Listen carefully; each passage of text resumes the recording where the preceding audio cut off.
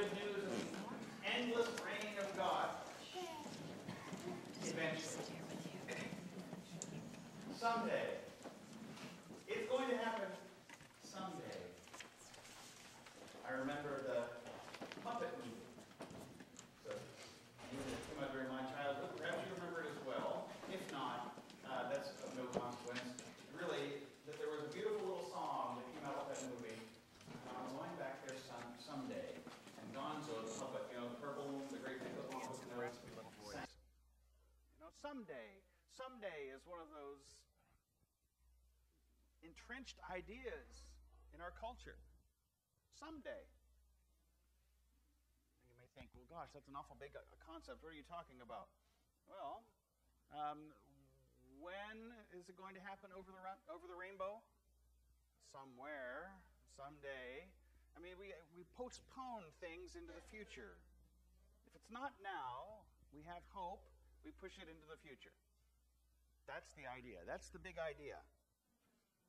And yet, we have good news today, just as Mary had good news about someday. Hope sometimes is what we need to sustain us until someday. But today is just as important. Today was yesterday's someday, perhaps. I'm going to mess with time a little bit. We're going to have to think in multiple dimensions. Are you ready? Let's go back to the reading from 1 Samuel and hear about the someday promise at that point. Because there's a someday promise there, and that's going to happen with Jesus. And then we'll go over to the Luke reading and we'll look at the someday promise there that is for us, and the hope that's woven throughout all of these, about this endless reign of God that happens eventually. So, the context for this first someday that happens is a idea that David has that's a pretty good idea. This is King David, and he thinks that this sounds like a good idea to me, and he thinks it's a good idea. He's talking with Nathan the prophet. He says, Nathan, I'm living in a house of cedar. David lived in a palace, a royal palace. But the ark of God stays in a tent. Did you ever play that game when you were kids with the little thing that you folded up, that you made out of paper? My son knows how to do it. It's one of those little crab things, and you move your fingers like this. Little fortune teller, right? And you started with it closed, and you picked a number, and then you did that so many times, and then you opened it, and then you said, okay, now pick another number, and then you did it many more times, and you open it, and you open a little flap, and it was going to tell you what kind of house you were going to live in, or what kind of girl you were going to marry, or what kind of pony you're going to ride, whatever. You could make it, guess whatever you wanted it to. There was always, if it was what kind of house you were living in, there was always a shack at one end of things, and what was at the other end? A mansion, right? And there might be two other kind of levels in between. But on the one end is sort of, cardboard box. On the other end is McMansion. And then somewhere in between, right? That's where most of us are, I think. So you find here David catching the difference between where he was living and where he thought God was living. God in the ark was kept in a tent. So Nathan said to the king, all right, that sounds good. Do what you have in mind, for God is with you. Very nice, pat prophet response. But that same night, God came to Nathan. Nathan was, after all, the prophet. Go and tell my servant David, thus says the Lord, are you the one who built me a house to live in? Uh-oh. That sounds like a big God kind of rhetorical question. Anytime God starts asking rhetorical questions, we need to wait for God to give us the answer. Are you the one who built me a house to live in? I haven't lived in a house since the day I brought up the people of Israel from Egypt to this day, but I've been moving about in a tent and a tabernacle. So far, David's idea is still good, but I'm beginning to get the sense from this line of questioning that it's not. Wherever I've moved about all the people of Israel, did I ever speak a word with any of the tribal leaders whom I commanded to shepherd my people, saying, why haven't you built me a house of cedar? No. God never did that. The Lord never complained about being in a tabernacle or a tent or in the ark or whatever. Because God was never really contained in the tabernacle or the tent or in the ark. The universe is the Lord's and everything therein. The tabernacle, the tent, and the ark was just the place of meeting.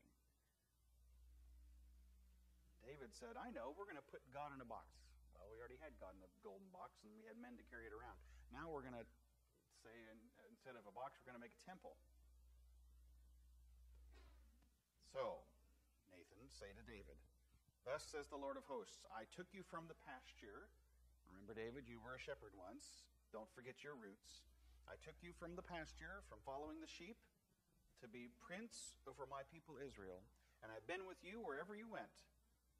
And I've cut off all your enemies before you, and I'll make you a great name, like the name of the great ones of the earth. That was the promise God made to David. And I will appoint a place for my people Israel. I will plant them, so that they may live in their own place and be disturbed no more. I mean, God's promise was for them to have a home. And the evildoers shall afflict them no more, as formerly, from the time that I appointed judges over my people Israel. And I will give you rest from all your enemies. That's why you built a house, to settle down, to plant roots, to put down roots in the soil. I mean, that was the word given to Jeremiah and the exiles in Babylon. Plant houses. Live in them. Build houses and live in them. Plant gardens and harvest them. Send your sons and daughters to be married. Because it's going to be 70 years before I bring you back. So settle there and pray for the place that you're at. So even in exile, God promised to be with them. And here, God says, well, I've been with the people of Israel ever since that whole ordeal in Egypt. I've protected you, and now I'm finally giving you a home. So I don't really need a house. You're okay. Moreover, the Lord declares to you that the Lord will make you a house. Now, he's changing the language here. It's not house as in physical structure, but house as in lineage. Your house and your kingdom shall be made sure forever before me. Your throne shall be established forever. Now we get to the someday endless promise part of it. Did you hear God shift into the future tense? For a while, God was speaking in the past tense. This is what I did. Didn't I lead you out? Did I ever ask for a house? All of that in the past. And then at one point, God shifts into the future. It happens about verse 9. I've been with you wherever you went. I've cut off all your enemies from before you. And here's the shift. And I will make for you a great name. And I will appoint a place for my people. And they shall be disturbed no more. Evildoers shall afflict them no more. From that time, and so on, I will give you rest. I will make you a house. Your house and your kingdom shall be made sure forever. So not only is it future tense, but it's future tense forever. It's going to go on and on and on. So the endless reign of God becomes the house of David, the lineage of David, the house that shall last forever. Now, we, with our Jesus glasses on, can look back at that and say, I think I know what he's talking about. We hear a lot at Christmas from the Christmas scriptures that Mary and Joseph went to Joseph's hometown, Bethlehem, the city of David, because he was from the lineage of David. He was from the royal line. And then we find out that makes Jesus part of the royal line. The ancestry of Jesus becomes very important at that point. We see he's part of that house that shall last forever. Up until that point, it was, well, this person lived, and they were part of that lineage, and then they died.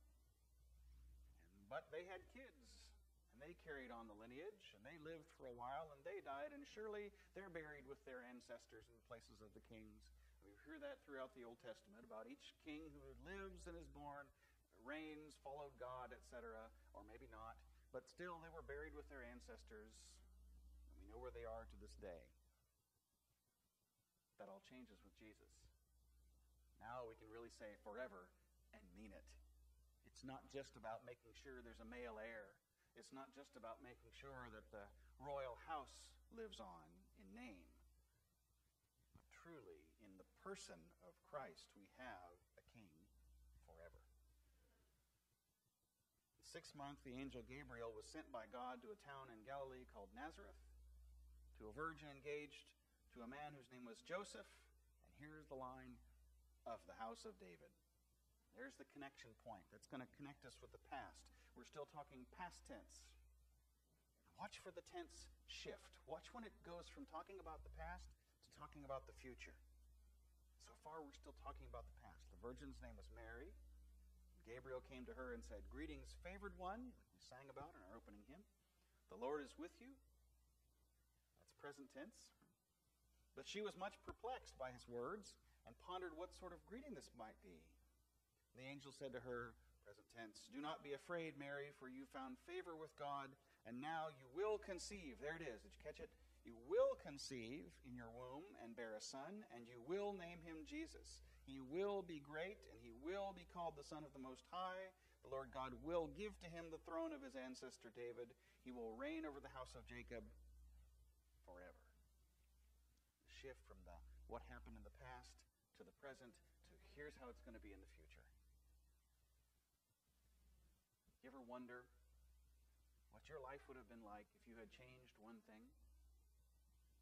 Think about the past. Go back in the past for a moment. I'll tell you, for me, a turning point that I sometimes wonder about. Sometimes I don't give it a lot of stock because really feel like I'm where I should be. Pretty content with how things are now. But every now and then it's fun to kind of wonder and think, what if? I remember a conversation I had with Dr. Raymond. Mike Raymond was the kind of English professor that was in charge of the weed out class. If you were going to be an English major, you had to take Dr. Raymond's class.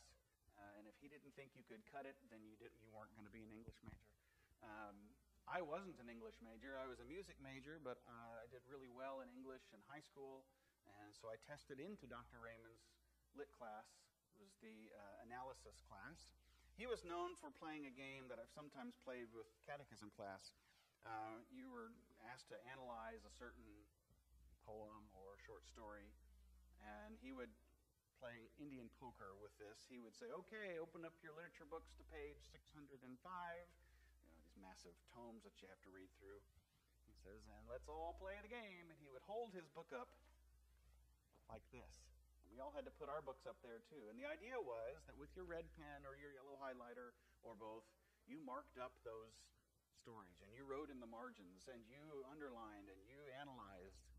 And of course his page would be just red with ink.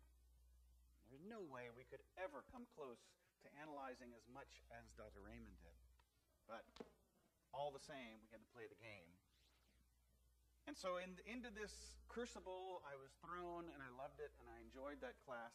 And towards the end, Dr. Raymond pulled me aside and put his arm around me, and he said, "We're having this little get-together for potential English majors, and I want you to attend." And I said, "But I'm a music major." He says, "Are you?" He says, "Maybe you're a music minor and an English major." And I said, And I thought about that. I went down the path that I went down. I have a feeling that even if I'd gone down that English major route, I would have still got the 2x4 over my head from God that said, "Hey, you're going to be a minister, wake up." But you never know. Those choices you make in the past, how will they affect your future? When we think like that and get nostalgic and kind of wax for those days, then it begins to affect us in the present, and we say, well, wait a minute, what about the choices I'm making now? How are they going to affect my future? Do we really have that much choice? Now, Presbyterians don't have this kind of quandary. For them, it's pretty much all worked out and just kind of do what they're going to do. But Lutherans, we still believe in free will and choice, and so, never mind, you'll get it later. Predestination, that's the whole idea. Presbyterians, predestination, okay. No, we do think that our future, we have some measure of control over that God's given us the ability to make choices and to make changes. And yet here we have a gospel story about an angel that shows up and says, "Okay, Mary, this is how it's going to be." Mary says, "That's not what I was planning on. Are you sure you've got the right Mary?" Is that what she says? There's lots of Marys in this town. No. "Greetings, favored one, the Lord is with you. This is the word for you, Mary." sometimes, despite the choices we make, even because of the choices we make, God intervenes in our life. He says, this is how I'd like your future to be. For ministers, that's a call. For disciples, anywhere and everywhere, it's a call. It just doesn't make us in a special class because we get to wear funny robes. The call comes to anyone and everyone when God chooses to call.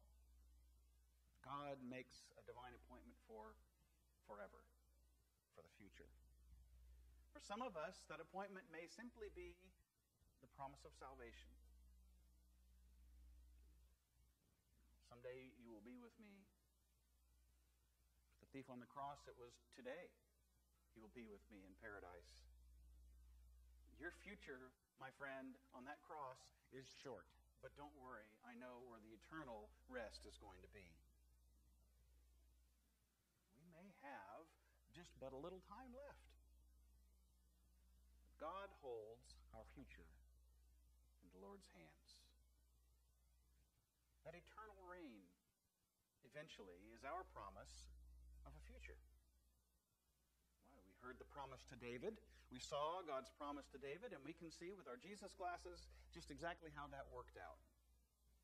Jesus descended into the house and family of David, became the eternal king that reigns forever. Why? Because Jesus lives forever. Now the promise is made to us. Not that we would be the king on the house of David's throne, but that we might live forever. That may have more temporal consequences too. It may have a more immediate tooth that chews. We may have something now that we're being promised.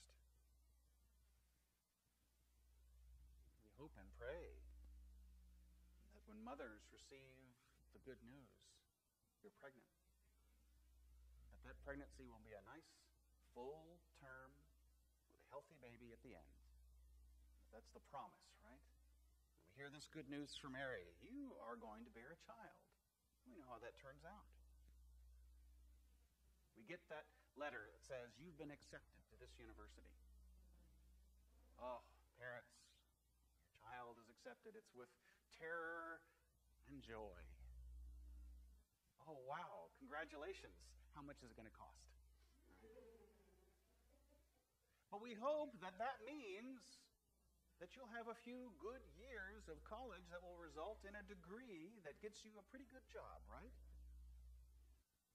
We receive these moments in our life where it's a pivot, it's a hinge on which we stand and we say, this is going to be my future for the next few years. That's for the next 9 months, the next 4 years, the next decade, the next whatever. What does it mean? They enlist. They get a new haircut, a smart uniform, and we hope that they don't come back draped with a flag. What does it mean? On those moments where we stare into the future, we have hope. How can we have hope? Because God has promised to establish His reign forever. Forever covers God's future and ours. Any time into our future, it's covered. God's already there. Whether it ends as we think it will end or not, God holds our future in the Lord's hands. We can trust and hope in that promise. Just as David received the word from the Lord that I will establish my house forever, just as Mary received God's greetings through the angel Gabriel and the promise of the birth of a Messiah, in our moments we can receive God's promise through that Messiah. We can receive salvation. God holds our future in the Lord's hands.